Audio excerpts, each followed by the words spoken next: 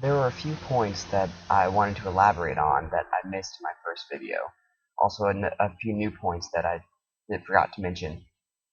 Firstly was on Marilyn Manson. He was a very, very misunderstood artist, especially when he first came around, and everybody pinned him as a Satanist and someone who promotes violence and murders and whatnot. They even blamed him for Columbine, when in all actuality, he was, like I said earlier, just trying to push people out of their box, saying these obscene things, these things he knew would offend people, so they would think, okay, I'm basically Manson would sit there and be like, I'm saying I'm a Satanist. I'm saying embrace Satanist ways. And what he hopes in your mind, you think in yourself, you start to kind of intrigue in the idea of being a Satanist. So, and this gets you thinking outside of your usual bubble, making you look at outside beliefs, and fueling that fire that will make you more personally expressive, expressing your inner feelings, being your own person. And another thing that I wanted to touch base on is when you are very when you start expressing yourself and being your own person, and accepting other people's reality and beliefs, you know it's really hard for you to go back. Like, you cannot. It's easy to go forward, but you cannot take steps back. Like, if you get a boyfriend or a girlfriend and they want you to change something about you, and it seems like a good idea, it seems like a poetic idea, sacrificing something about yourself for love or whatnot. But in all reality, when you change yourself for somebody, you're opening a door that will lead to, firstly, the relationship being a failure, because you'll begin to resent your significant other for them changing you. But mostly, it causes you to spiral into this depression because you're not who you are anymore. You already made that thought process and put that intent forth to be who you want to be and be your own person, and now you're going backwards. And this backward step will make you very sad and depressed. Trust me. I mean, I've been going through the same thing for the last like 2 years, and it's really important, if you do find yourself in this situation, to reclaim yourself, and then hopefully you can also reclaim yourself and not scare away or make your significant other stray away. Another thing I wanted to touch base on was the importance on pushing the boundaries of society. It's getting better nowadays, but for the longest of time we lived in a very conformist society where everything was a certain way and there was no other way but that way. But now we're starting to evolve as a people, evolve as a race, as humans. And with this evolution, we're starting to embrace ideas such as individualism and understanding, compassion, and empathy. So the importance of pushing these boundaries is it stimulates this growth. When you're questioning what you've been told your entire life, it's not a bad thing. People may get mad at you, people may yell at you, make snide comments, but there's always going to be haters. And if you change what you're going to do because someone is raging or hating on your own decision or your way of being, then you're only feeding into and accepting what they're telling you. You're making it true. Instead, ignore it and go on, and then it makes them look like the asshole. But anyways, the importance of pushing these boundaries stimulates the growth that us as humans, as a species, are going through right now. And it also stimulates growth in a more liberal society where we're very conservatist right now, which I'm not denying. I don't want to argue politics or anything like that, because that's just a whole other video. But anyways, how conservative the America is now is, it's almost saddening, because it really closes our minds to some very, very intuitive, very technologically advanced even ways of doing things, and we completely shut it out because it is not our way.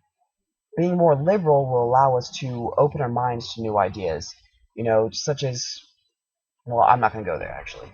Another video. But anyways, it stimulates being more liberal and open to new ideas.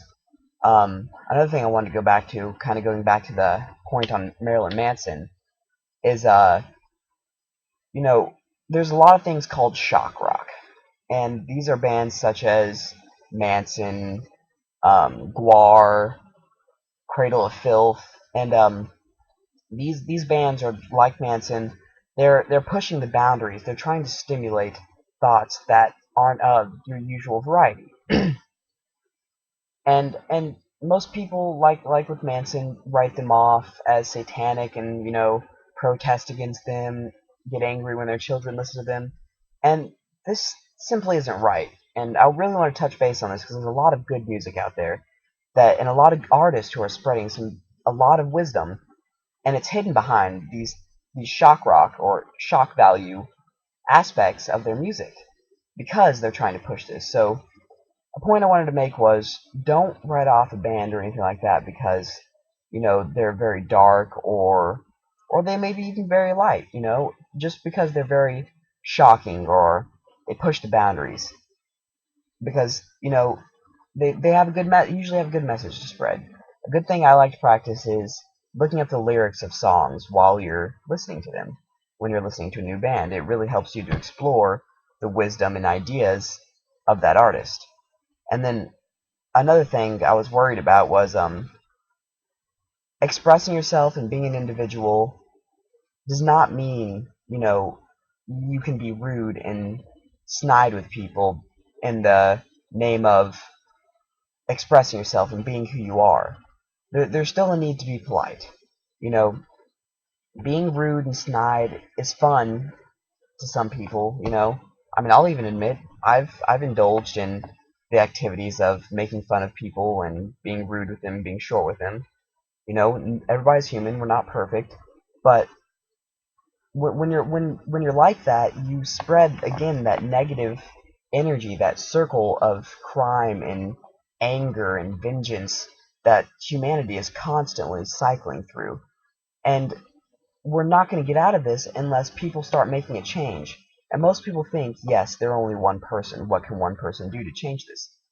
But what most people fail to realize is they're one person and an already amassing group of people. You're not the only one. There is always someone else out there with similar beliefs.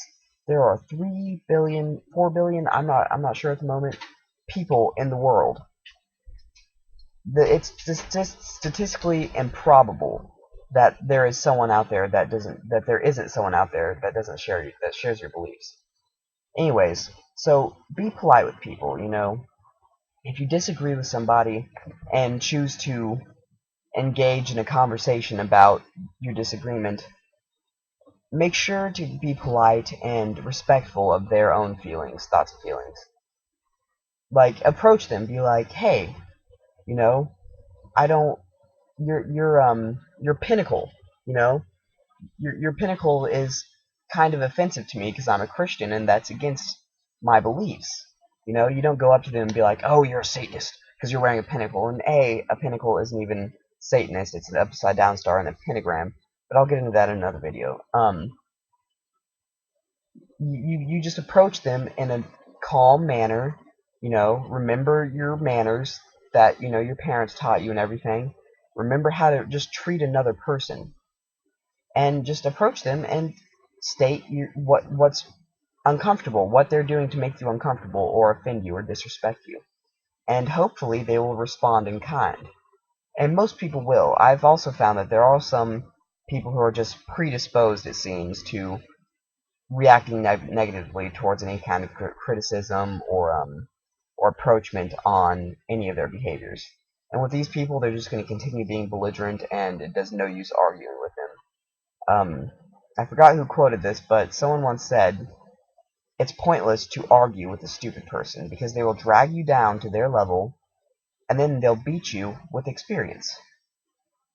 And I think that's all the points I wanted to cover. Oh yeah, I also want to express that everything you do is a choice. Everything you feel is a choice. When something bad happens in your life, you have a choice to either A, sit there and sulk in your pool of pity and self-doubt and depression, or B, choose to accept it, learn from it, and move on to avoid it. Now, I understand it can be hard to just accept something, but everything is a matter of perspective. When you're going through your life and a big wall comes up that's in your way, it really protrudes in your life. Most people just want to sit there and stare at the wall and gawk at it and be dumb. You're not going to get anywhere in life being that way. It's a matter of perspective. Okay, there's a wall in front of you. There's a way around that wall. There always is. And it's just a matter of finding that way around it and just having the determination to do it. And some people enjoy sulking in that pool of self-pity and regret and depression.